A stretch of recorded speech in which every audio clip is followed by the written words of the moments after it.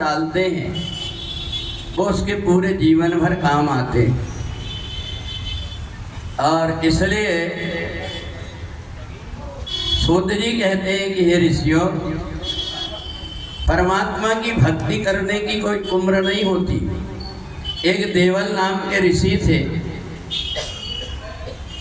उनने अपने जीवन में परमात्मा के दर्शन करने के लिए बहुत तप किया, परंतु जब उनकी तपस्या पूरी हो गई, शरीर उनका शांत होने लगा, तो उस समय भगवान ने आकाशवाणी भी किया कि अगले जन्म में तुम्हें मेरे दर्शन होंगे। अर्थात अपन ये मान ले, एक स्कूल से अगर कोई विद्यार्थी प्राइमरी पास हो जाता है तो कोई भी स्कूल में मिडिल क्लास में उसका एडमिशन हो जाता है। ऐसे ही परमात्मा की भी क्लास, हमने इस शरीर से जितना पुण्य कर्म किया है, हमको इस जन्म का जो पुण्य है अगले जन्म में इससे आगे का ही हमको मिलता है। और देवल नाम के ऋषि थे, उनकी इच्छा रह गई थी कि मेरे को परमात्मा के दर्शन हो, परंतु परमात्मा के दर्शन नहीं हो पाए।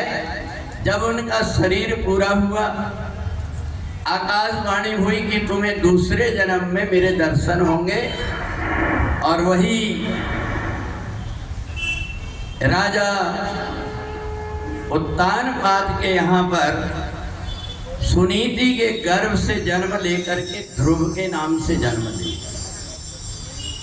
माता सुनीति ने देखा सारे बालक सब प्रकार का खेल खेलते हैं, परंतु मेरा बेटा हमेशा भगवान की मूर्ति को देख करके, भगवान को गोद में लेकर के आंख से आंसू बहाते रहते। क्या बात है? माँ ने सोचा कि शायद मेरे से नहीं कह पा रहे, तो ये कम से कम अपने पिता से अपनी मन की बात कह देंगे। इसलिए सुनीति ने अपने पिता उत्तानपाद के पास ध्रुव को भिजवा दिया। ध्रुव की आंख में आंसू देख करके और राजा उत्तानपाद ने पूछा कि बेटा एक बात बताओ, तुम हमेशा आंख बंद करके क्या करते रहते हो? तो ध्रुव की आंख से आंसू बहने लगे। कहे पिताजी, मेरे को तो ऐसा लगता है कि बचपन जो रहता है इसमें ज़्यादा कोई जवाबदारी नहीं रहती, इसलिए मैं परमात्मा के दर्शन करना चाहता हूँ। राजा उत्तानपाद ने कहा, देखो,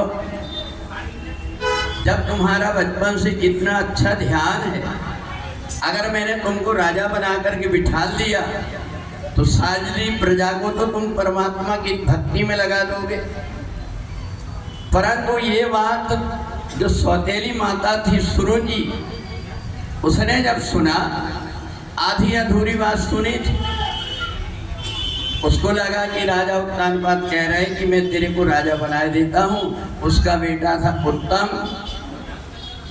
तो उन्हें सोचा कि ऐसा ना हो जाए कि इसको राजा बना दे। तुरंत गुस्सा में गई और हाथ पकड़ करके नीचे पटक दिया। कहा, मूर्ख, राजा की गोद में बैठने की तुम्हारी हिम्मत कैसे होगी? पता है तुम्हें, राजा की गोद में बैठने का अधिकार उसी को है जो मेरे पेट से जन्म लेगा। ध्रुव ने सोचा कि मेरे को तो न कांक्षे विजयम कृष्ण न राज्यम सुखानी जा, मेरे को तो राज्य भी नहीं चाहिए, कुछ नहीं चाहिए। पिताजी मेरे से पूछ रहे थे तो मैं तो पिताजी से ये कह रहा था कि मैं जीवन में सबसे पहले परमात्मा के दर्शन करना चाहता हूँ। परंतु ये सौतेली माता को क्या हुआ, इनने मेरे को जमीन पर पटक दिया। ध्रुव को याद था, भगवान की तरफ जब चलते हैं तो बहुत प्रकार की परीक्षाएं देना पड़ता है। ध्रुव ने सोचा शायद मेरी ये पहली परीक्षा है। रोते रोते अपनी माँ के पास में गए, माँ को सारी बात बताया। माँ ने कहा बेटा एक और गोद है जहां से कभी कोई नीचे नहीं उतार पाता, वो परमात्मा की गोद। एक काम कर, मैं तुझे रास्ता बताती हूँ, तू परमात्मा की तरफ चलने लग, एक ना एक दिन मेरा आशीर्वाद तेरे को परमात्मा मिले। ध्रुव को 12 अक्षर वाला ओम नमो भगवते वासुदेवाय का मंत्र बता दिए और ध्रुव जंगल की तरफ चले। आंख से आंसू बहते जा रहे हैं, एक ही इच्छा है कि केवल मेरे को परमात्मा के दर्शन करना। अब तो लगी लगन तुझको है श्याम पाना, अब तो लगी ये तुझको है श्याम पाना, अब तो लगी लगन तुझको है श्याम पाना, अब तो लगी लगन तुझको है श्याम पाना। प्रेमी के प्रेम पथ पर मन हो गया दीवाना, प्रेमी के प्रेम पथ पर मन हो गया दीवाना। अब तो लगी लगन तुझको है श्याम पाना, अब तो लगी लगन तुमको है श्याम पाना। प्रेमी के प्रेम पथ पर मन हो गया दीवाना, प्रेमी के प्रेम पथ पर मन हो गया दीवाना। एक महीने कंदमूल फल खा करके व्यतीत किए और भगवान का चिंतन करते रहा। दूसरा महीना आया, केवल जल पी करके। तीसरे महीने में एक पैर पर खड़े हो गए और चौथे महीने में दोनों हाथ ऊपर करके अब तो लगी तुझको है श्याम पाना, अब तो लगी लगन तुझको है श्याम पाना। प्रेमी के प्रेम पथ पर मन हो गया दीवाना, प्रेमी के प्रेम पथ पर मन हो गया दीवाना। केवल 4 महीने तक ओम नमो भगवते वासुदेवाय का जाप किया, भगवान लक्ष्मी और नारायण के साथ प्रकट हो, पर और कुछ नहीं आता था। ओम नमो भगवते वासुदेवाय का मंत्र बोलना, इसके अलावा कुछ नहीं पता था। भगवान ने जैसे ही शंख छिलाया, तुरंत मुख से वाणी निकलने लगी। यो अंतः प्रविश्य मम वाचमिमां प्रसुप्तम् संजीवयत् अखिल शक्ति धरा स्वधाम्नाम्। हे परमात्मा, जहाँ पानी भी नहीं पहुँचती वहाँ से तो आपकी प्रार्थना शुरू होती है। मैं आपकी क्या प्रार्थना करूं? चरणों में गिर गए। भगवान ने उठा करके गोद में बिठा लिया। ध्रुव को दिखाया कि देखो उत्तर दिशा में एक दिव्य सिंहासन बनी है, अब तुमको सिंहासन के लिए तरसना नहीं पड़ेगा। सुनीति का जो बेटा है उत्तम, उसको यक्षों ने मार डाला, इसलिए तुम वापस जाओ और राजकाज करना। जिस समय मृत्यु का समय आएगा, मृत्यु तुम्हारे सामने आकर खड़ी हो जाएगी, उसके सिर पर पैर रख करके और उत्तर दिशा में बैठना। जब कभी भागवत की कथा होगी तो भक्तों के चरित्र में बताया जाएगा कि भक्ति करने की कोई उम्र नहीं होती। एक 5 साल के बालक ने परमात्मा को प्राप्त किया। बोलिए सच्चिदानंद भगवान की जय।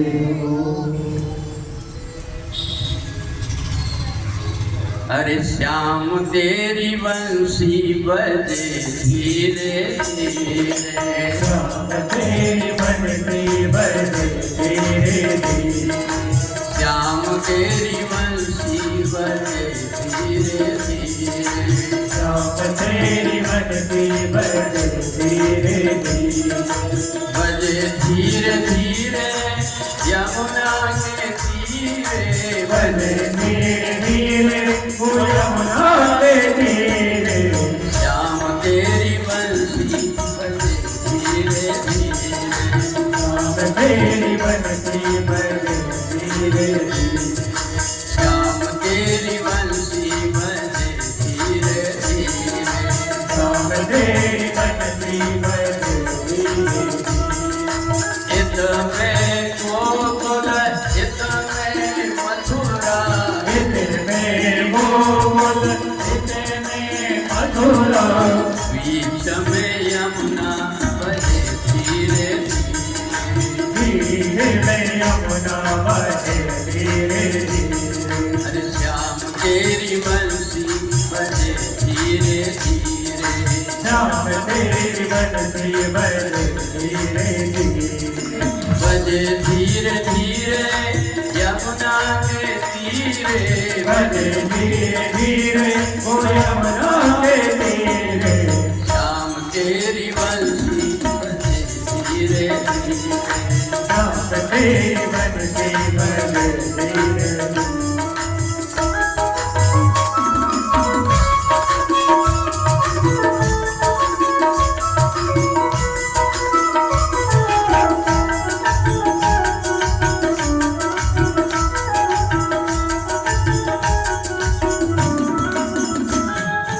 हम सब कान्हा दर पे हैं आए, हमें सब गाना करते हैं आए, दर पे है आए कान्हा दर पे है आए, करते हैं आए गाना करते हैं आए, हमको भी दर्शन दे धीरे धीरे, वो भी दर्शन मिले धीरे धीरे, हमको भी दर्शन दे धीरे धीरे, हमको भी दर्शन मिले धीरे धीरे, श्याम तेरी बंसी बजे धीरे धीरे, श्याम तेरी बंसी बजे धीरे धीरे।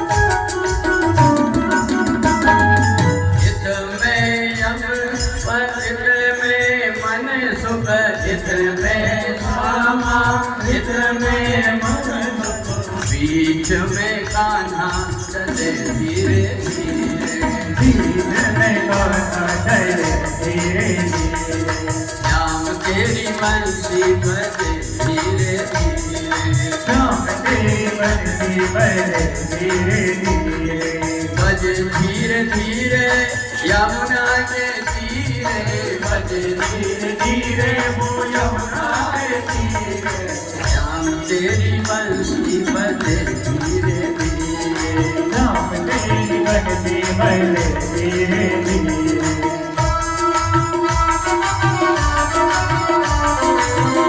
अपने धरिया सर पे मटकिया अपने धरी, मैंने सर पे मटकिया अपने धरिया सर पे मटकिया अपने धरी,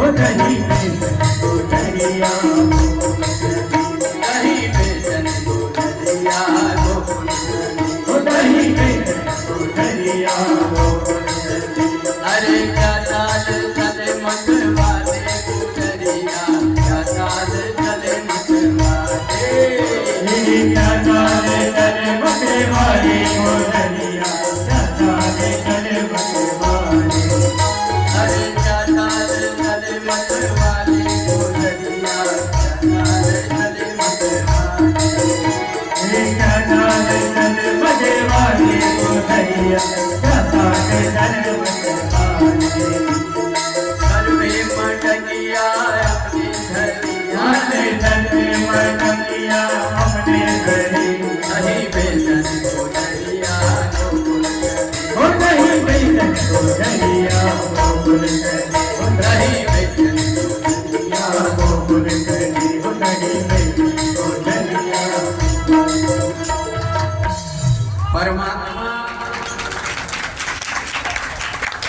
परमात्मा की भक्ति में जिसका मन रम जाता है उसे संसार के कोई मान अपमान की चिंता नहीं रहती। और ये भी नहीं है कि भगवान केवल सज्जनों के ऊपर कृपा करते। जिस समय पर प्रियव्रत ने देखा कि मेरा जो परिवार है ये परमात्मा की भक्ति में लगा हुआ है, अब मैं एक नया काम करता हूँ कि पृथ्वी के कई भाग में अंधेरा रहता है, कई भाग में उजाला, अर्थात कहीं दिन रहता है, कहीं रात रहती है, तो पूरी पृथ्वी को मैं समानांतर कर दूं। इसलिए रथ में बैठ कर के निकले और रथ के चाक से बड़े बड़े गड्ढे पड़ गए, उससे 7 समुद्र बन गए। प्रियव्रत से कहा कि देखो ये परमात्मा ने बनाया ही है, कहीं धूप कहीं छाया, कहीं रात कहीं दिन, इसलिए तुम तो परमात्मा की भक्ति करो।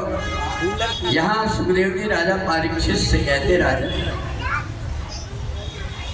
परमात्मा हमें ये नहीं देखते कि हम देवता के कुल में जन्म लिए हैं क्या राक्षस कुल में जन्म लिए। जब हिरण्यकश्यप ने देखा मेरे भाई को नारायण ने मार दिया है, तो इसलिए हिरण्यकश्यप ने ब्रह्मा जी को तपस्या करके प्रकट कर लिया। ब्रह्मा जी ने कहा वरदान मांगो, तो हिरण्यकश्यप ने कहा ब्रह्मा जी मेरे को अमर कर दो। ब्रह्मा जी ने कहा देखो अमर तो मैं भी नहीं हूं, कोई भी आदमी जिंदगी में अमर नहीं है, काल तो सबको खा देता है। इधर चमेली या फिर पाउडर या फिर लगा लो सेंट, जगत में कोई न परमानेंट, जगत में कोई न परमानेंट, जगत में कोई न परमानेंट, जगत में कोई न परमानेंट। आवागमन लगा दुनिया में जगत है रेस्टोरेंट, आवागमन लगा दुनिया में जगत है रेस्टोरेंट। एक दिन आए सब उड़ जाए, एक दिन आए सब उड़ जाए, शंभू और सब टेंट, जगत में कोई न परमानेंट, जगत में कोई न परमानेंट, जगत में कोई न परमानेंट, जगत में कोई न परमानेंट। फील चमेली चंदन साबुन, फील चमेली चंदन साबुन, चाहे लगा लो सेंट, जगत में कोई न परमानेंट, जगत में कोई न परमानेंट, जगत में कोई न परमानेंट, जगत में कोई न परमानेंट। प्रधानमंत्री लेफ्टिनेंट या हो फिर वो प्रेसिडेंट, प्रधानमंत्री लेफ्टिनेंट या कानपति सबको खाएगा, कानपति सबको खाएगा। लेडीज हो या जेंट्स, जगत में कोई न परमाने, जगत में कोई न परमाने, जगत में कोई न परमाने। ब्रह्मा जी ने कहा देखो भैया, मौत से कोई व्यक्ति नहीं बच सकता, कोई भी। कोई दूसरा वरदान मांगा। हिरण्यकश्यप ने कहा ये वरदान दे दो, ना मैं दिन में मरूं ना रात में, ना घर में मरूं ना बाहर मरूं, ना मनुष्य से मरूं ना जानवर से मरूं, ना अस्त्र से मरूं ना शस्त्र से मरूं। ब्रह्मा जी का बस कर। और कितना मांगेगा? अब तो ब्रह्मा जी से वरदान लेकर के आया और सारे संसार में ये कर दिया, आज से अब मेरे आगे कोई भगवान नहीं है, मैं खुद है भगवान। वहां पर पूरे गांव में जाकर के डोंडी पिटवा दिया कि आज से कोई राम कृष्ण देवी इनकी कोई भी चर्चा नहीं करेगा, अब चर्चा होगी तो केवल हिरण्यकश्यप। डोंडी पिटवा दिया। एक हफ्ता बाद खुद घूम करके मंत्री को ले गया, पूछा सब लोग हमें भगवान मानने लगे, बोले बिल्कुल भगवान मानने लगे। परीक्षा करके बताओ। तो हिरण्यकश्यप ने कहा परीक्षा करके बताओ। तो सेनापति ने जोर से आवाज लगाया, बोलिए हिरण्यकश्यप भगवान की।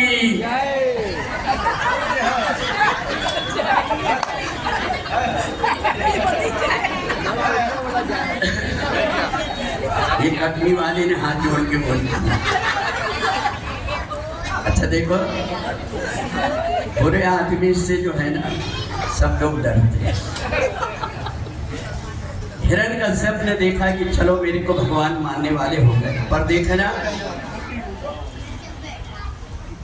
संतों की साथ में जो रहता है, संतों की संगत में अगर कोई रहता है, उसके संस्कार कभी मिटते नहीं। जिस समय पर हिरण्यकश्यप तपस्या करने गया तो कयाधु को पकड़ करके इंद्र ले जा रहा था। नारद जी ने कहा इसको मत ले जाओ, इसके पेट से भगवान का भक्त पैदा होने वाला है। कयाधु को अपने आश्रम में रखे और बचपन से ही संत महात्माओं के बीच में रह करके गीता का पाठ करना, रुद्र का अभिषेक करना, भगवान के नाम का कीर्तन करना, वेद शास्त्र पुराण पढ़ना, ये सब सीख लिया प्रहलाद ने। और जब हिरण्यकश्यप वापिस आया तो कयाधु को ढूंढ करके जैसे ही ले गया तो देखा तो उस समय वो बालक पीतांबरी पहना हुआ, रामानंदी तिलक लगाया। हिरण्यकश्यप ने तुरंत मिटा दिया और बढ़िया से फुल पैंट पहना करके बेटे को लेकर के अपने हाथ चला गया।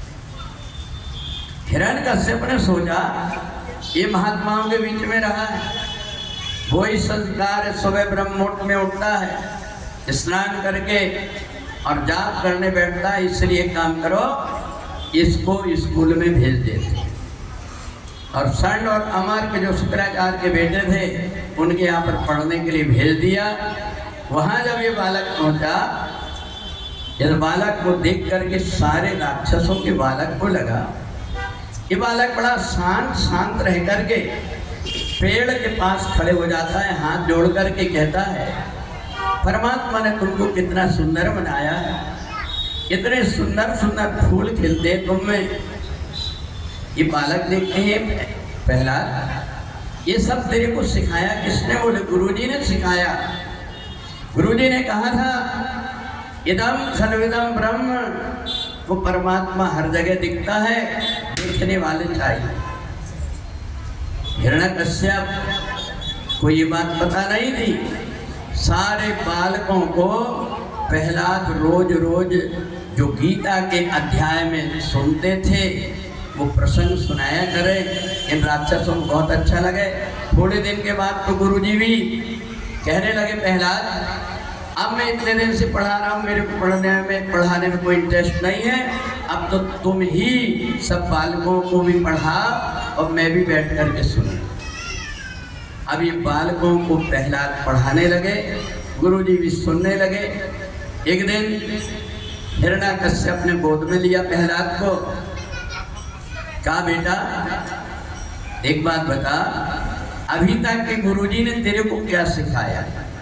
बोले पिताजी गुरुजी ने मेरे को सिखाया है सिया राम मैंने सब जग जानी, सिया राम मैं सब जग जानी, सिया राम मैं सब जग जानी, सिया राम मैं सब जग जानी, कराहूँ प्रणाम जोर जुग पानी, कराहूँ प्रणाम जोर जुग पानी, कराहूँ प्रणाम जोर जुग पानी।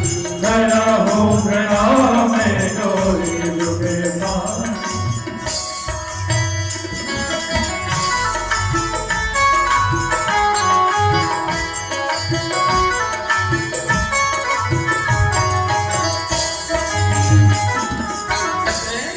प्रहलाद को दिमाग से नीचे पटक दिया, मूर्ख तू कौन भगवान की बात करता है? भगवान को मैं हूं। प्रहलाद ने कहा नहीं पिताजी आप भगवान नहीं।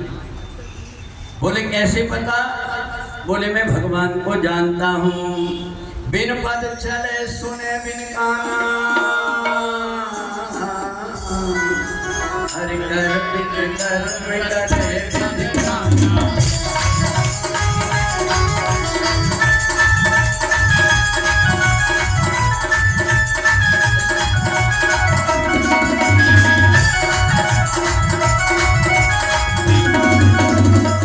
आनंद रहित सकल रस भोगी, अरविंद वाणी बलता बन गोगी।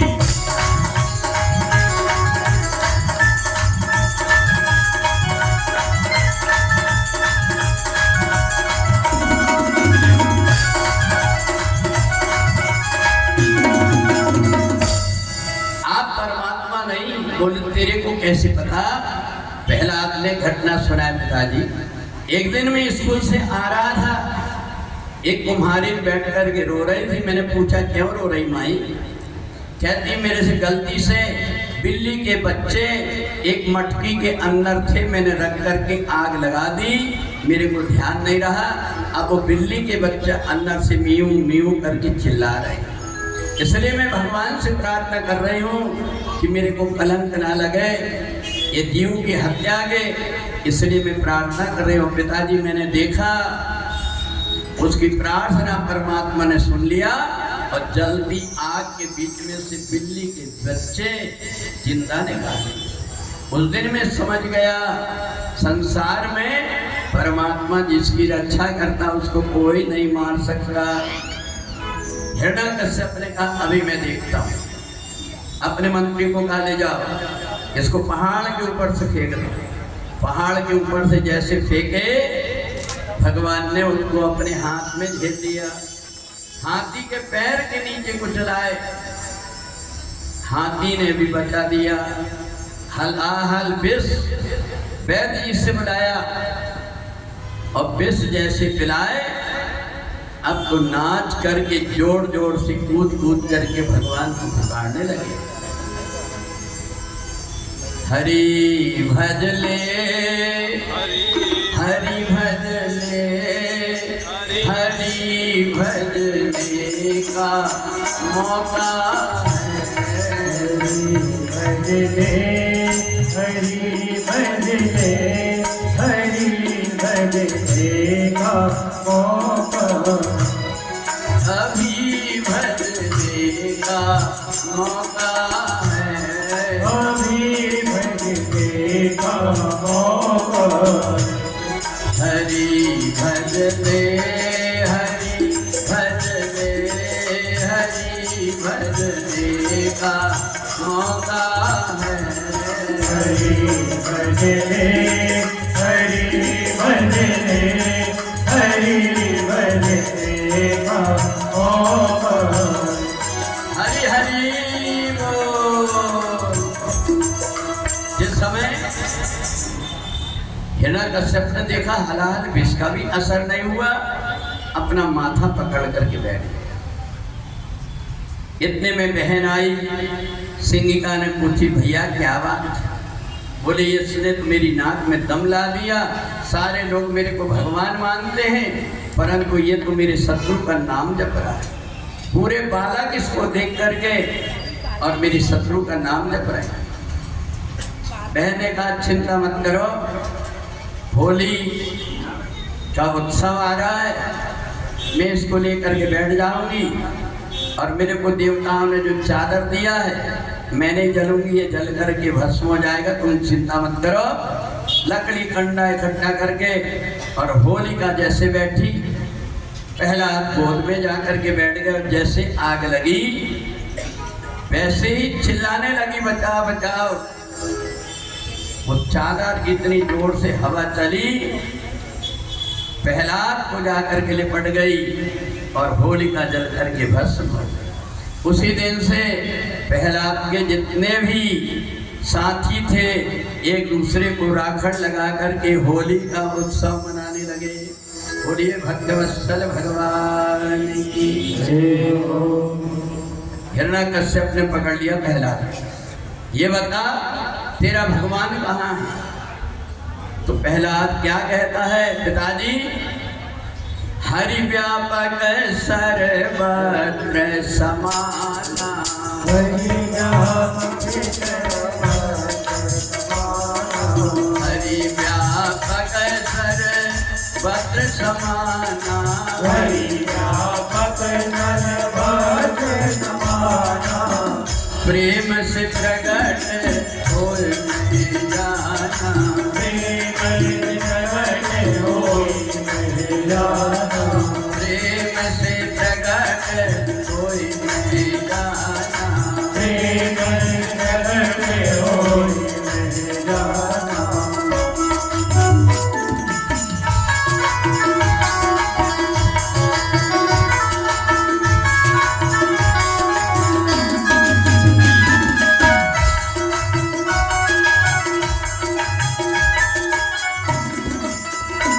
हिरण्यकश्यप ने कहा एक खंबे को देख देख करके तू हंस क्यों रहा है? बोले यही आपके पीछे मेरा भगवान खड़ा है और आपके गले दबाने के लिए हो रहा है। हिरण्यकश्यप हठात खंबे से और जोर से जैसे तलवार मारा, भगवान नरसिंह प्रकट हो गए। बोलिए नरसिंह भगवान की जय हो। हिरण्यकश्यप भागने लगा, भगवान ने पकड़ करके और खींच लिया। हिरण्यकश्यप ने कहा मैं नहीं मर सकता तुमसे, मैंने ब्रह्मा से वरदान मांगा। बोले क्या? बोले ना मैं मनुष्य से मरूंगा ना जानवर से। भगवान ने कहा देख मैं मनुष्य भी नहीं हूँ और जानवर भी नहीं, मैं नरसिंह हूँ। कहा फिर भी नहीं मरूंगा। मैंने ये कहा है कि ना मैं धरती में मरूंगा ना आकाश में। भगवान ने पटक लिया अपनी गोद में। बोले तू धरती में भी नहीं आकाश में भी नहीं। आप बोले मैं फिर भी नहीं मरूंगा, क्योंकि मैंने ये कहा कि ना मैं घर में मरूंगा ना बाहर। भगवान ने कहा कि मैं देहरी में बैठा हूँ। कहा मैं फिर भी नहीं मरूंगा, क्योंकि ना अस्त्र से ना शस्त्र से। भगवान ने कहा ये बड़े बड़े नाखून से मारे और तुरंत भगवान ने हिरण्यकश्यप का वध कर दिया। पहला हाथ जोड़ करके भगवान के सामने खड़े हो गए। उसी समय विमान आया और हिरण्यकश्यप जब स्वर्गलोक जाने लगा, राजा परीक्षित से सुखदेव ने कहा देखो ये वही जय विजय है, ये हिरण्याक्ष हिरण्यकश्यप बने थे, पहले जन्म का इनका उद्धार हो गया। अब ये दूसरे जन्म में जाकर के रावण और कुंभकर्ण बन गए।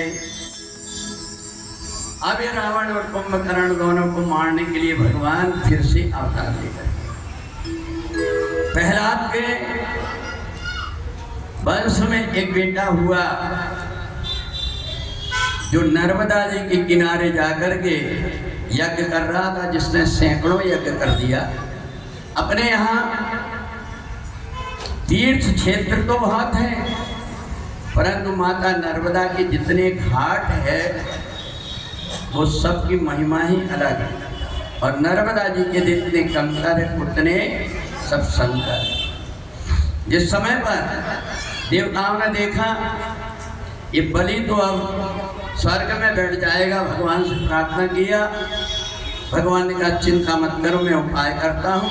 उसी समय कश्यप और अदिति के यहाँ स्वप्न देखा। अदिति ने अपने पति से कहती मेरे को ऐसा बेटा दे दो जो राक्षसों का वध कर दे। कश्यप ऋषि ने कहा देवी एक काम करो, तुम गाय का दूध इलायची और मिश्री डाल करके भोग लगाना, इससे तुम्हारी जो संतान होगी वो अजय संतान होगा। उन्होंने जो पयोव्रत किया तो भादो मास के शुक्ल पक्ष की द्वादशी के दिन बामन अंगुल के एक भगवान का अवतार हुआ, जिसको हम उपेंद्र और बामन भगवान के। अब तो बड़े प्रसन्न हो गए कश्यप अदिति। कहा कि जनेऊ संस्कार किए देते हैं, बेटा से कहा जाओ तुम भिक्षा मांग करके लाना। गुरुजी ने कहा जा तुम नर्मदा जी के किनारे यज्ञ हो रहा है, वहां से दक्षिणा मांग करके लाना। जैसे बामन भगवान पहुंचे, जाकर के देखते हैं माता नर्मदा जी के जल को देख करके प्रसन्न हो गए। उनको याद आ गई ये माता नर्मदा के किनारे जितने भी भक्त लोग जाते उनको भोजन और पानी की व्यवस्था देते। बोलिए नर्मदा मैया की जय हो। अरे देती नर्मदा माई रे, देती नर्मदा माई रे, भूखे को भोजन प्यासे को पानी, देती नर्मदा माई। अरे देती नर्मदा माई रे, देती नर्मदा माई रे, भूखे को भोजन प्यासे को पानी, देती नर्मदा माई। अरे देती नर्मदा माई रे, देती नर्मदा माई रे, भूखे को भोजन प्यासे को पानी, देती नर्मदा देती नर्मदा माई रे, देती नर्मदा माई रे, भूखे को भोजन प्यासे को पानी, देती नर्मदा माई रे। अमरकंठ से निकली मैया पश्चिम ओर बनी है। अमरकंठ से निकली मैया पश्चिम ओर बनी है। ओमकारेश्वर ममलेश्वरो सागर में जाके स्थिति है। हरे देती नर्मदा माई रे, देती नर्मदा माई रे, भूखे को भोजन प्यासे को पानी, देती नर्मदा माई रे। अरे देती नर्मदा माई रे, देती नर्मदा माई रे, भूखे को भोजन प्यासे को पानी, देती नर्मदा माई रे। हरे देती नर्मदा माई रे, देती नर्मदा माई रे, भूखे को भोजन प्यासे को पानी, देती नर्मदा माई रे। नहाने से होवे वो दर्शन से मिल जाए रे। वो भले गंगा नहाने से होवे वो दर्शन से मिल जाए रे। तोरे माँ की जय बोलत है, गोरे माँ की जय बोलत है, भावसागर तर जाए रे। हरि देती नर्मदा माई रे, देती नर्मदा माई रे, भूखे को भोजन प्यासे को पानी, देती नर्मदा माई रे। देती नर्मदा माई रे, देती नर्मदा माई रे, भूखे को भोजन प्यासे को पानी, देती नर्मदा माई रे।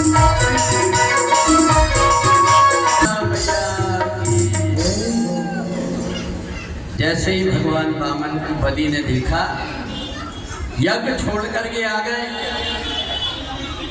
भगवान वामन से कहा कि मैं आपको कुछ देना चाहता हूँ, मैं यज्ञ कर रहा हूँ। भगवान वामन ने कहा देखो, अगर तुम देना चाहते हो तो मेरे पैर में नाप करके 3 पैर भूमि मेरे को दे दे। बलि ने सोचा चलो कम से कम आपने कुछ तो मांगा, पर बहुत कम मांगा, 3 पैर भूमि। शुक्राचार्य ने कहा अरे बलि, ये तेरे को दिखने में वामन दिख रहा है, ये वामन आमन नहीं है, 53 54 55 56 है, विष्णु है छलिया। अब तो बलि चरणों में गिर गया। बताओ, मेरे यहाँ पर परमात्मा मांगने के लिए आए, अब तो मैं दूंगा। और उनने संकल्प कर दिया। भगवान ने एक पैर में पूरी पृथ्वी को नाप लिया, दूसरे में आकाश को, और आकाश को जब नापा तो भगवान के चरणों में जो गंगा जी थी, ब्रह्मा जी ने जल्दी से धो करके अपने कमंडल में ऊपर स्वर्ग में रख दिया। का तीसरा पैर कहाँ रखे? बोले तीसरा चरण मेरे सिर पर रख दीजिए। भगवान ने बलि को पाताल में पहुंचा, और उसी समय से लक्ष्मी जी ने देखा भगवान बलि के यहाँ चौकीदार बन गए, तो राखी बांध करके भगवान को मांग करके लाई। अभी भगवान कहाँ है? पाताल में बलि के यहाँ। भगवान देव उठनी एकादशी को वहाँ से फिर वैकुंठ लोक में जाएंगे, अभी भगवान बलि के यहाँ पर।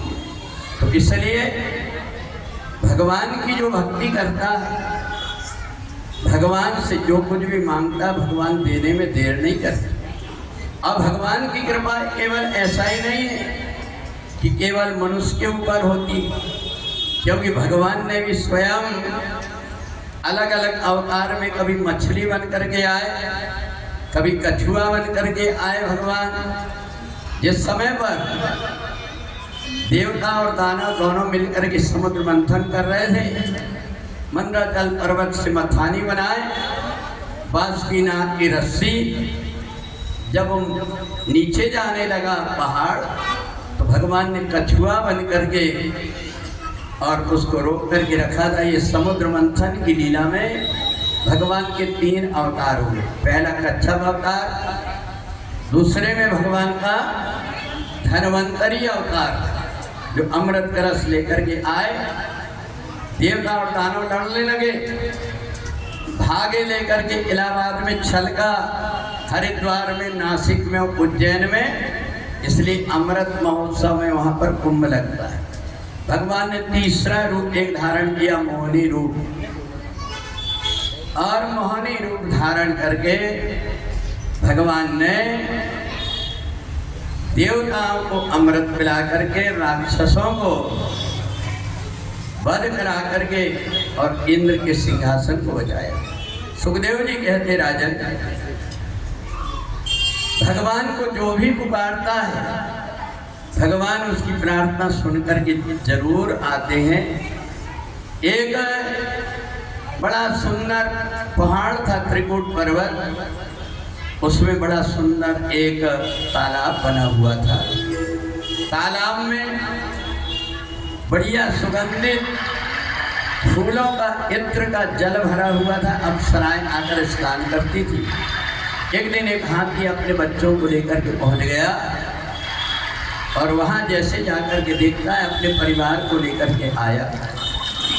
पत्नी ने कहा देखो, आज ये जल देख करके मेरी ऐसी इच्छा हो रही है कि मैं स्नान कर लूं। हाथी ने कहा चल मेरे साथ। कहा नहीं नहीं, मेरे को पानी में डर लगता, तुम सूंड से मेरे ऊपर जल छिड़क। हाथी कूद गया तालाब में, और उनने तुरंत जल लेकर के हथनी के ऊपर डालने लगा। पर वहां एक ग्राह बैठा हुआ था, मौत बनकर। हाथी जैसे ही अंदर गया, उनने पैर पकड़ लिया। अब तो हाथी जोर से चिल्लाया,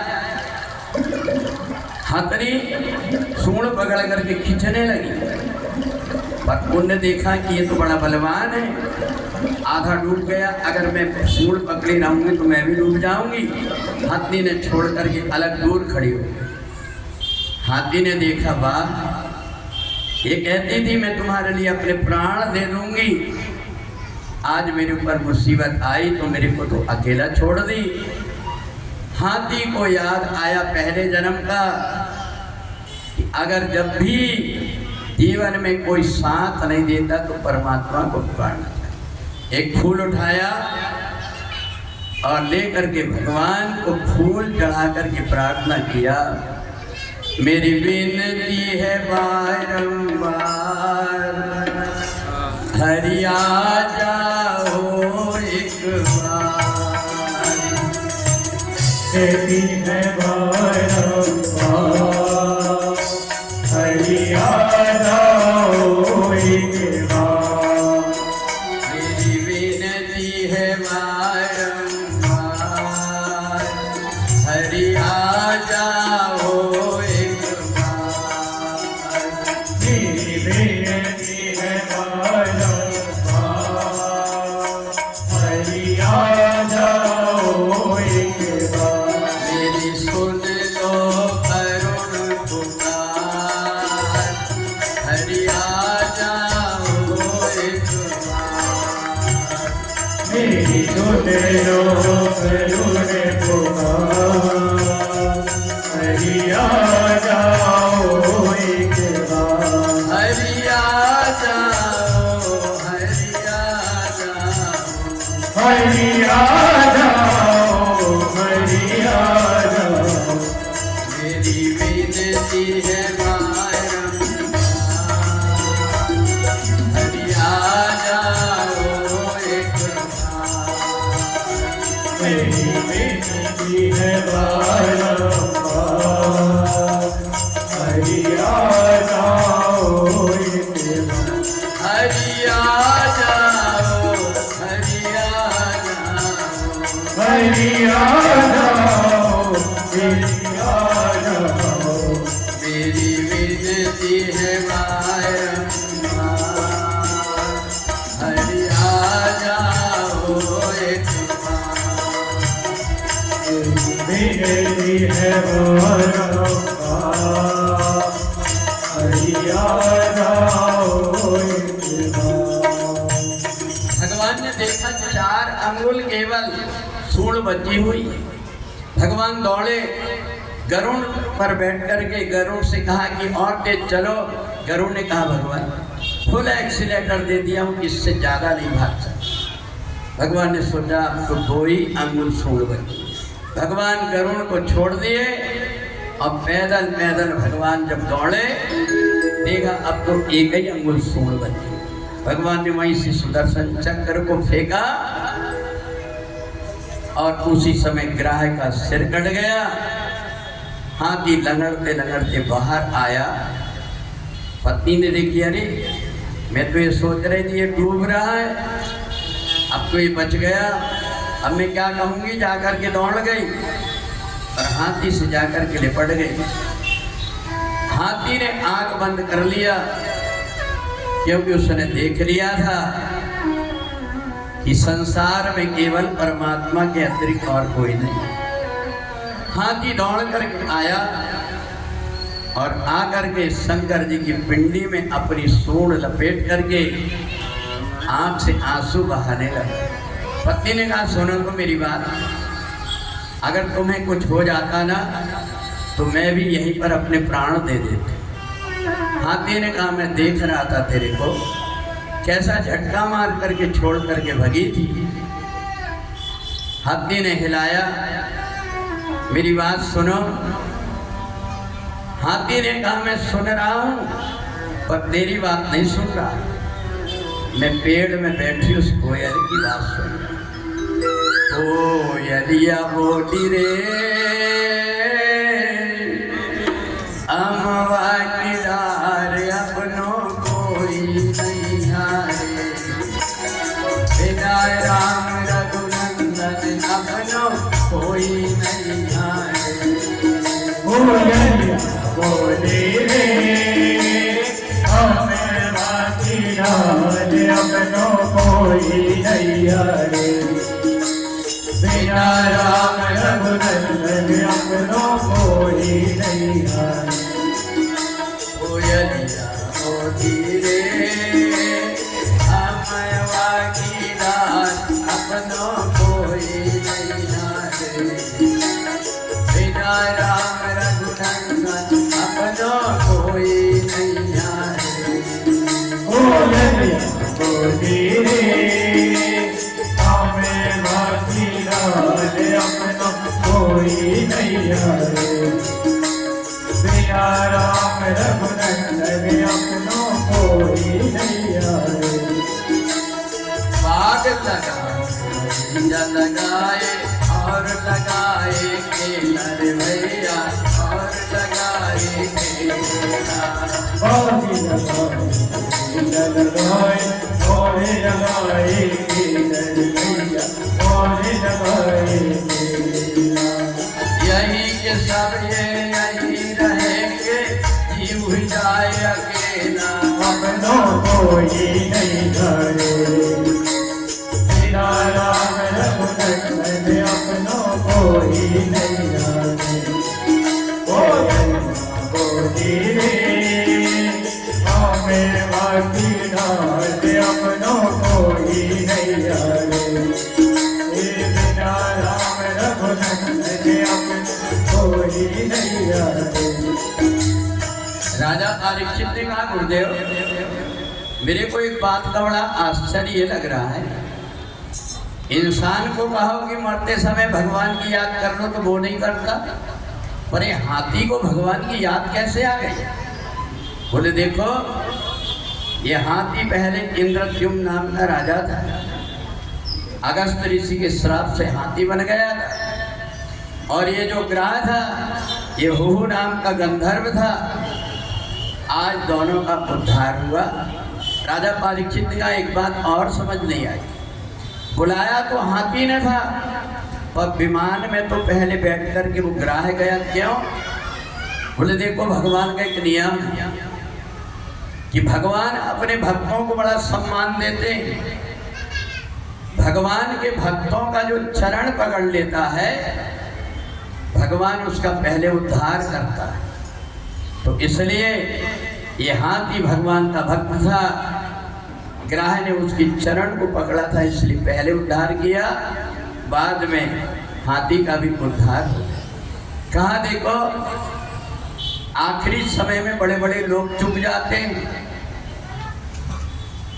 भरत नाम के राजा थे जंगल में तपस्या करने के लिए गए परंतु एक मृग के बच्चे को देख करके प्रेम आ गया उसको पाल पोस करके बड़े किए एक दिन वो जंगल में चला गया उसकी याद में अपने प्राणों को जब त्यागे तो मर करके क्या बने थे हिरण बने तो इसलिए मरते समय पर यमें पापी स्मरण भावम त्यजन्ते कलेवरम मरते समय हम जिसकी याद करते हैं उसी योनि को हम प्राप्त हो जाते हैं इसलिए हमेशा उठते बैठते चलते फिरते जो भगवान के नाम जप करने की आदत बना लेता है उसको भगवान की अंत समय में भी याद आए सुखदेव जी ने कहा राजा अब मैं भगवान कृष्ण के जन्म की कथा कहूँगा मैंने कल बताया था कि सूर्यवंश में भगवान राम जी का जब अवतार हुआ तो भगवान ने कई प्रकार की लीलाएं की भगवान राम का नाम ही इतना सुंदर है कि जो कोई भगवान राम का नाम ले लेता उसका भवसागर से पार हो जाता कितना सुंदर नाम है मेरे राम जी तुम्हारा मेरे राम जी तुम्हारा कितना सुंदर नाम मेरे राम जी तुम्हारा मेरे राम जी तुम्हारा प्रेम सहित जो नर लगता है हो जाता हमारा सहित जो नर जपता है होता है अवतारा।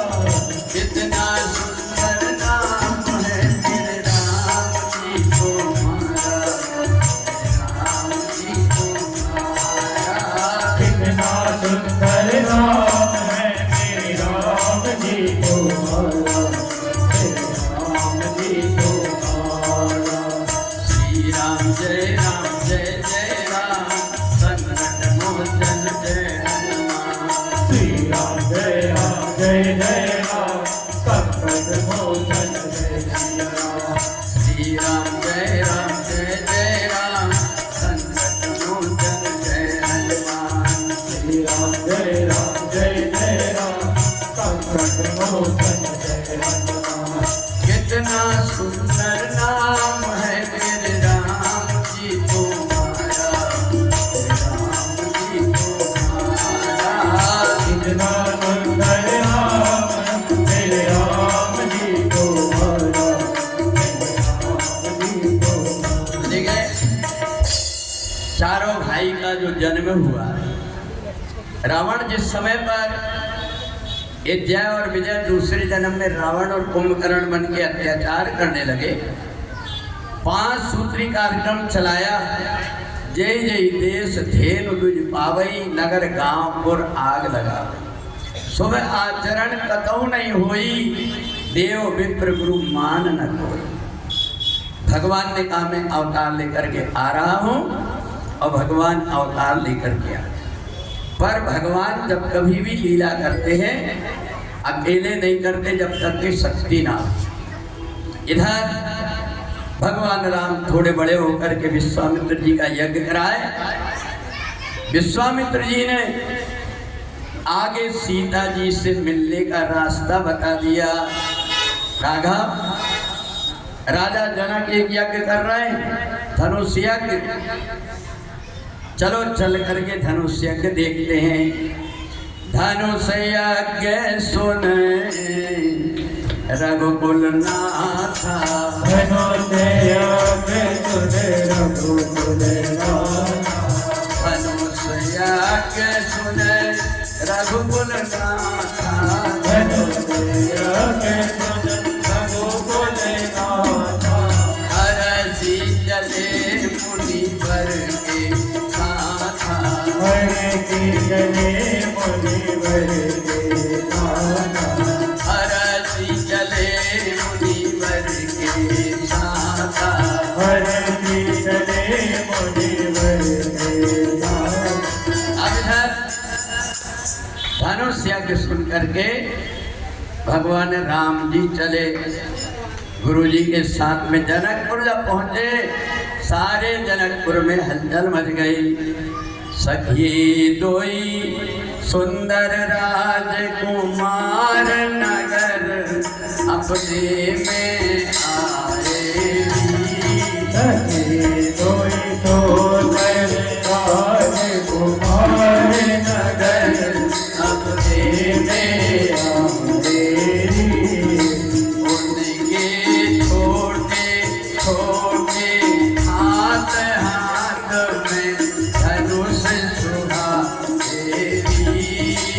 उनके छोटे छोटे हाथ हाथ में धनुष सुहाए।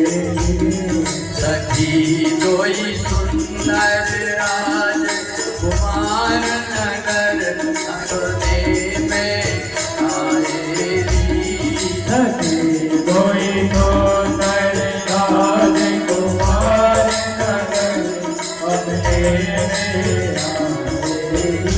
सारी जनकपुरी में अनेकों राजा आए थे, हजारों, पर चर्चा केवल राम और लक्ष्मण की चल रही थी। और क्यों?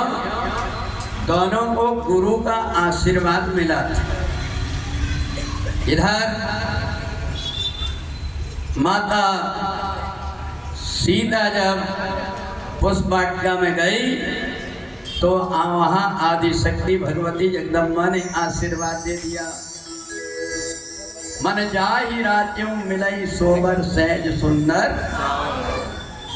और इधर राम जी को लक्ष्मण जी को भी आशीर्वाद मिल गया। सुफल मनोरथ होई तुम्हारे, सफल मनोरथ होई तुम्हारे। राम लखन सुन भय तुम्हारे, राम लखन सुन भय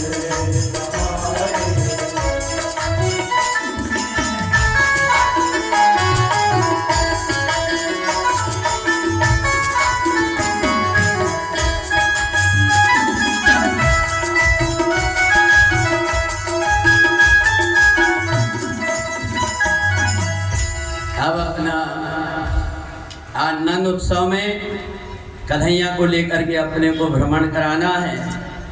15 मिनट बचे हुए हैं। व्यवस्था हो गई कि देर है? 15 मिनट। हाँ, तो देखें आज हम कन्हैया को यहाँ से फुहारा से लेकर के काली माता मंदिर तक ऐसे भव्य आतिशबाजी के साथ में घुमा करके लेकर के आएंगे। तो इसलिए अभी हम रावण कुंभकर्ण का वध करा करके और कृष्ण जी का जन्म करा देते हैं। तो देखें हजारों राजा आए थे स्वयंवर में। राजा जनक ने प्रतिज्ञा कर दिया कि जो कोई भी इस धनुष को तोड़ेगा उसके साथ में विवाह होगा। सारे राजा महाराजा एक नहीं, एक भूप सहस 10 एक ही लगे उठावन करई तारा।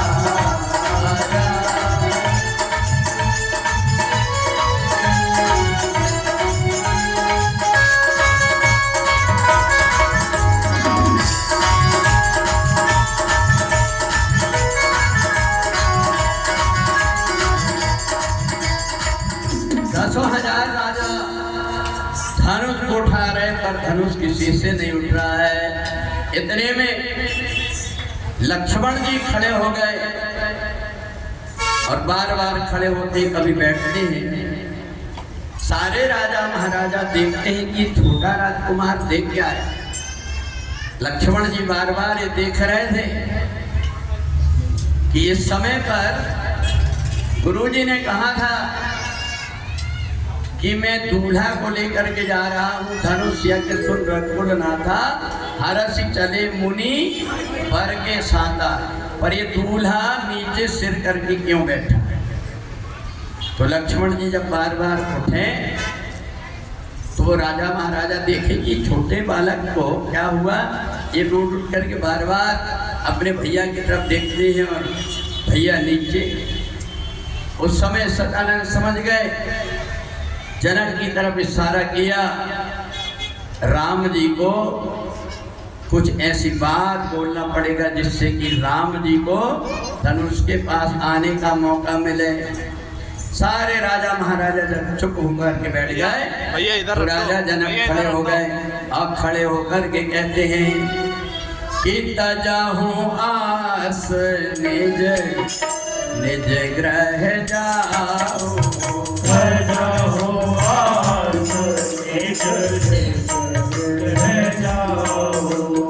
देखा न विधि पहले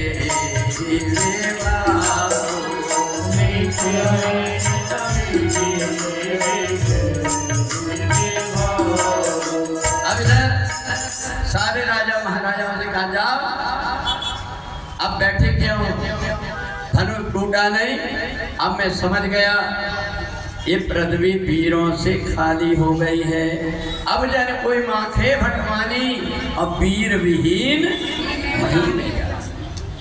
जैसे ही लक्ष्मण जी ने सुना तो उठ करके तमतमा करके खड़े हो गए। ये जनक पुरुष सिंह दो वीर, जहाँ दो दो महावीर बैठे हो, तुम कहते हो वीर विहीन मही में जानी। भगवान के चरणों में गए। राम जी अगर विवाह करने की आप मेरे को कहें तो ये धनुष की क्या बात में पूरा ब्रह्मांड उठा दूं।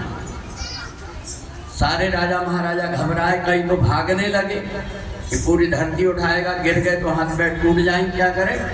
भागने कई बेईमान कुर्सी के नीचे घुस करके कुर्सी पकड़ करके बैठ। एक ने पूछा, एक बात बताओ, तुम्हें ब्रह्मांड को उठा लोगे तो करोगे क्या? लक्ष्मण जी ने कहा, जैसे कोई कच्चे घड़े को पटक के फोड़ता है ऐसे मैं फोड़ दूंगा। एक कांचे घट जे में डायरम फोड़े लगाओ मेरो पूरी बतो।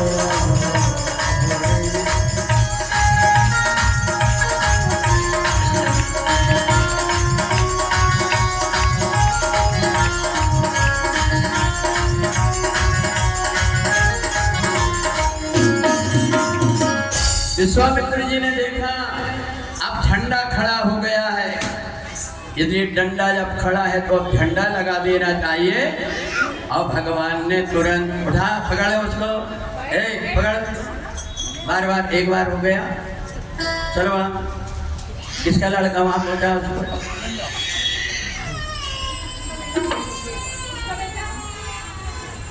अब इधर रघुपति कीरत विमल पताका दंड समान भयऊ जस जाया। भगवान राम तुरंत उठे और जाकर के धनुष के पास में तेई क्षण राम मध्य धनु तोरा, तेई क्षण राम मध्य धनु तोरा। खुदी घोर कठोरा,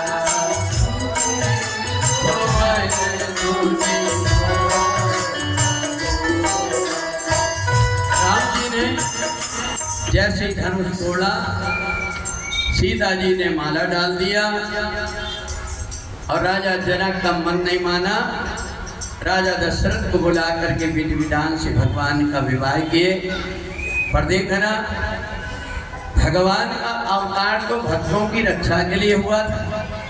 इसलिए राजा दशरथ राम जी को राजा बनाना चाहते थे, पर माता कैकेयी ने राम जी को 14 वर्ष का वनवास मांग करके और भक्तों के बीच में भेज दिया।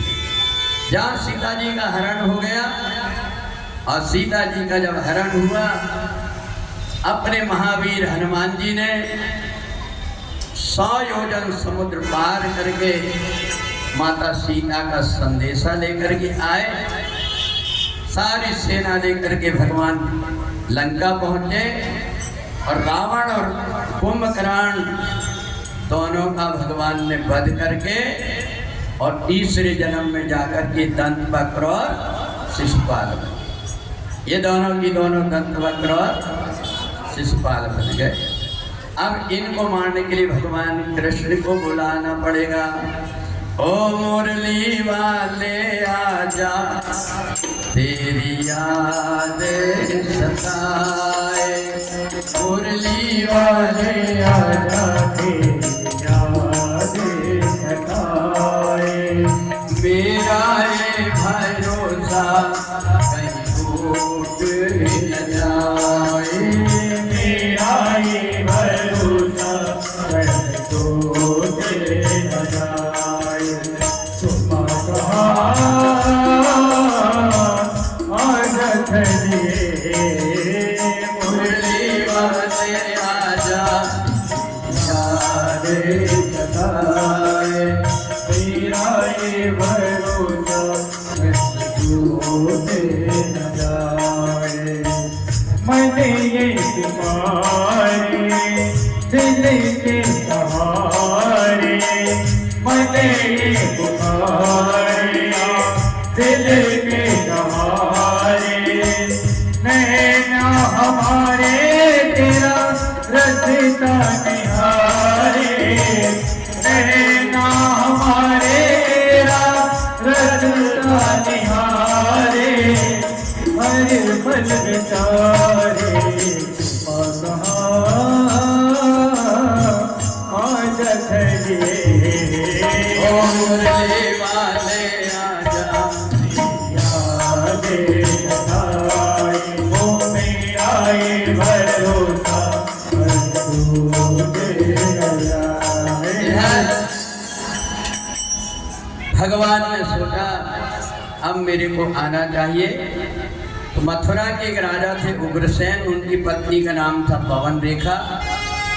एक दिन सखियों के साथ में यमुना जी के किनारे गई और वहां जाकर के द्रुमलिन नाम के राक्षस ने उड़ा करके ले गया। थोड़ी देर के बाद मिली, सखियों ने लेकर के आया अस्त व्यस्त हालत में। थोड़े दिन बाद पता लगा कि वो गर्भवती है। उससे एक बेटे का जन्म हुआ जिसका नाम था कंस। कंस ने भी जब अत्याचार करना शुरू कर दिया तो उस समय उग्रसेन ने मना किया, प्रजा को सताते नहीं तो मैं तुमको दंड दूंगा। कंस ने कहा देखो तुम्हारा बुढ़ापा आ गया, तुम बीच में मट बोला करो। उग्रसेन ने कहा तू जानता मैं राजा हूं। कंस ने जोर से धक्का मारा, उग्रसेन नीचे गिर गए। उनका मुकुट स्वयं लगा लिया और सबसे कह दिया ये बुढ़े को ले जाकर के जेल में बंद कर। अपने पिताजी को लेकर के जेल में बंद कर दिए। अब इधर कंस ने कहा ये बताओ सबको कैसे पता लगेगा कि मैं राजा बन गया। कहा महाराज आप एक काम करो, आपकी चचेरी बहन है देवकी, उसका विवाह कर दो, सारे राजाओं को पत्रिका देंगे, वो आएंगे, आपको देख करके समझ जाएंगे कि आप राजा बन गए। कहा ठीक है। देवकी का विवाह वसुदेव के साथ में संपन्न हो गया। कंस ने कहा रथ तैयार करो, मैं अपनी बहन को छोड़ने के लिए जाऊंगा। रथ लेकर के जैसे चले, हाथी घोड़ा सोना चांदी देख करके सारे लोग सोचने लगे बता ये कंस तो बहुत सज्जन निकला, अपनी चचेरी बहन को इतना दिया, अपनी बहन और बेटी को नहीं देते जितना। अब तो बाहर जैसे पहुंचा, आकाशवाणी हुई, अरे दुष्ट कंस, ये देवकी के विवाह में क्या फूला फूला फिर रहा है, इसका 8वां लाल तेरा काल होगा काल। कंस ने जैसी सुना कि देवकी का 8वां बेटा मेरा काल होगा, देवकी के बाल पकड़ करके नीचे पटक दिया और तलवार से सिर काटने लगा। कन्हैया ने ऊपर के ऊपर हाथ पकड़ लिए कंस। देवकी ने देखा मेरा कन्हैया आ गया, अब हिम्मत आ गई। उन्हें कंस को कहा रे कंस चला कर देख तू अपना दिखा बल छत्रधारी का, और मुझे भरोसा है सुदर्शन चक्रधारी। बोलिए भक्तवत्सल भगवान की जय हो। कंस पसीना पसीना हो गया। बलदेव ने कहा सुनो कंस, मैं तुम्हें वचन देता हूं, जितने बेटा होंगे सब ला करके दे दिया। कंस ने कहा कि एक काम करो, तुम हमारे जेल में चल करके बंद रहना पड़ेगा। बलदेव ने कहा ठीक है। अभी तक के ले जा रहा था विदा करने के लिए, रथ लौटा करके लाया और दोनों को जेल में बंद कर दिया। थोड़े दिन में जब पहला बेटा हुआ, बलदेव लेकर के आए, उनको पटक करके मार डाला। ऐसे 6 बेटे मार डाले। 7वें में जब बलदाऊ जी आए तो भगवान ने योग माया से कहा ये बालक को देवकी के गर्भ से लेकर के रोहिणी के गर्भ में छोड़ दो। कल को पता लगा कि 7वां बेटा नष्ट हो गया और उधर रोहिणी के गर्भ से बलदाऊ जी का जन्म हो गया। हलचट के दिन। बोलिए बलदाऊ भगवान की जय हो। कंस ने कहा अब 8वां आने वाला, हाथ में हथकड़ियां बांध दो, पैर में बेड़ियां लगा दो, गले में नार पहना दो और पहरेदार बढ़ा करके 9 दरवाजे के अंदर बंद। अब तो 9 ही दरवाजा के अंदर बंद है। और अब भादो मास के कृष्ण पक्ष की अष्टमी तिथि आई और अष्टमी तिथि को रात्रि 12 बजे भगवान प्रकट हो गए। बोलिए भक्तवत्सल भगवान की जय। आपने कल रात्रि में जिन भगवान कृष्ण का प्राकट उत्सव मनाया, रात्रि में जब प्रकट हुए देवकी देख करके डर गई। देवकी ने सोचा ये बड़ा सुंदर बालक है, कंस इसको मार डालेंगे, इसलिए भगवान से प्रार्थना करने लगी। भगवान ने कहा मैया डरो मत, 3 जन्म से तुम्हारा बेटा बन रहा हूं। पहले जन्म में तुम प्रश्नी और गर्भा थी, मैं प्रश्नी गर्भा बन करके आया, प्रश्नी और सुतपा के यहाँ। दूसरे जन्म में तुम कश्यप और अदिति बनी, मैं उपेंद्र बन करके आया, और अब तुम वासुदेव और देवकी बनी और मैं वासुदेव बन गया। मेरे को एक काम करो, ये टोकना में बिठाल करके और गोकुल छोड़ करके आ जाओ। अभी अभी वहाँ एक कन्या हुई, उस कन्या को लेकर।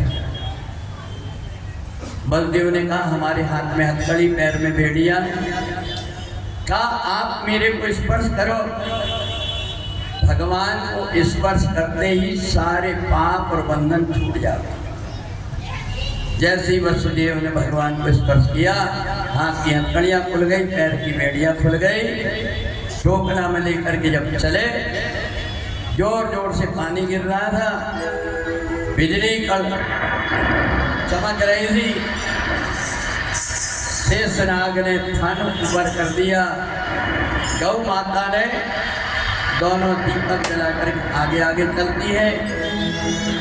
यमुना जी ने चरण स्पर्श करके और वसुदेव यशोदा के पास पहुंची, वहां कन्या को उठाया। ताई ने कन्या को सुला करके चली गई थी, वहां कोई नहीं था। उठा करके और जैसे ही लेकर के आए, और योग माया ने जैसे ही देखा अंदर आ गए, हाथ में हथकड़ी लग गई, पैर में बेड़ियां लग गई, दरवाजे बंद हो गए। सारे पहरेदार चिल्लाने लगे वो 8वां आ गया, आ गया। आविधान पूरी पृथ्वी और यमुना जी पूरी तरह अपने कन्हैया का श्रृंगार करने के लिए सज करके तैयार हो गई।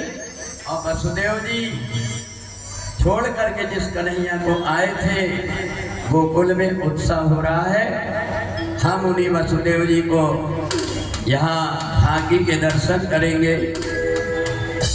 नंद के आनंद भयो, कन्हैया लाल की, नंद के आनंद भयो, जय कन्हैया लाल की, नंद के आनंद भयो, जय कन्हैया लाल की, जय कन्हैया लाल की, जय हो गोपाल की, जय कन्हैया लाल की, जय हो गोपाल की। ओ नंद के आनंद भयो, जय कन्हैया लाल की, नंद के आनंद भयो, जय कन्हैया लाल की।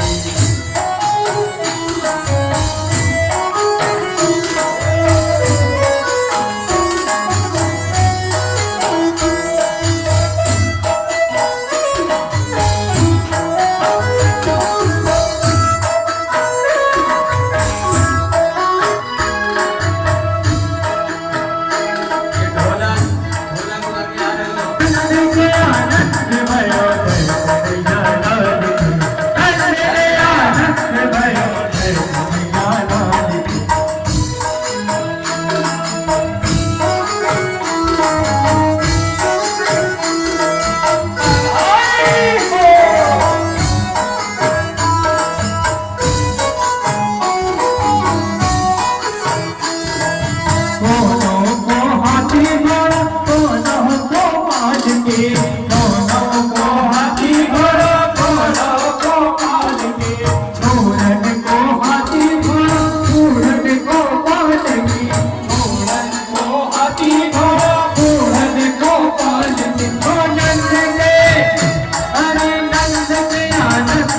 कन्हैया लाल की नंद गया नंद भयो जय कन्हैया लाल की नंद गया नंद भयो जय कन्हैया लाल की ओ हरि बधाई लोगो ओ सवार बधाई